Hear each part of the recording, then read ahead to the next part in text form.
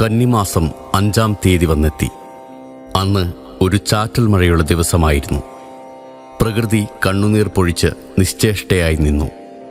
ഉച്ചയായപ്പോഴേക്കും മാനം ശരത്കാലത്തേതുപോലെ നല്ലവണ്ണം തെളിഞ്ഞു.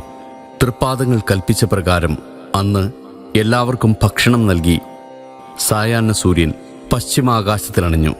തത്സമയം ഗുരുദേവ ശിഷ്യനായ മാമ്പലം വിദ്യാനന്ദ സ്വാമികൾ തൃപ്പാദ സന്നിധിയിൽ യോഗവാസിഷ്ടം ജീവൻ മുക്തി പ്രകരണം വായിച്ചുകൊണ്ടിരിക്കുകയായിരുന്നു.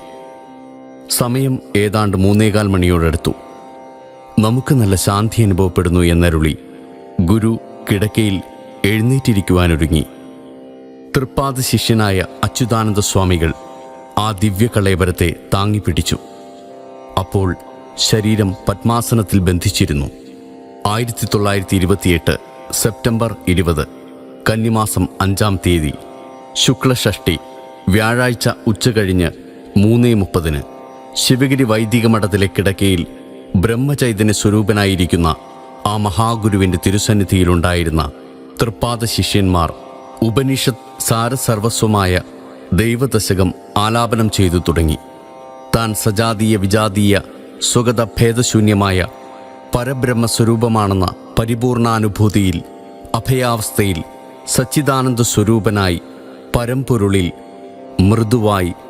മൃദുവായി അമർന്നുകൊണ്ടിരുന്ന ആ ജീവൻ മുക്തൻ്റെ തിരുസന്നിധാനത്തിൽ ശ്രീ ധർമ്മതീർത്ഥ സ്വാമികൾ, സുഗുണാനന്ദഗിരി സ്വാമികൾ, അച്യുതാനന്ദ സ്വാമികൾ, നരസിംഹസ്വാമികൾ തുടങ്ങിയ ശിഷ്യന്മാരും ബ്രഹ്മചാരികളും ചേർന്ന് തൃപ്പാദവിരചിതമായ ദിവ്യസ്തോത്രങ്ങൾ ഈണത്തിൽ ഭക്തിനിർഭരമായി ആലാപനം ചെയ്തുകൊണ്ടിരുന്നു.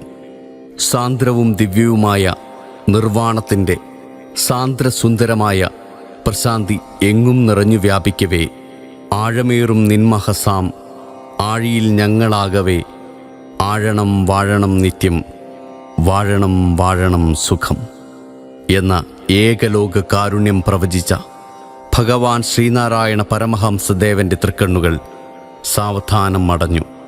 ഭഗവാൻ മഹാസമാധിസ്ഥനായി.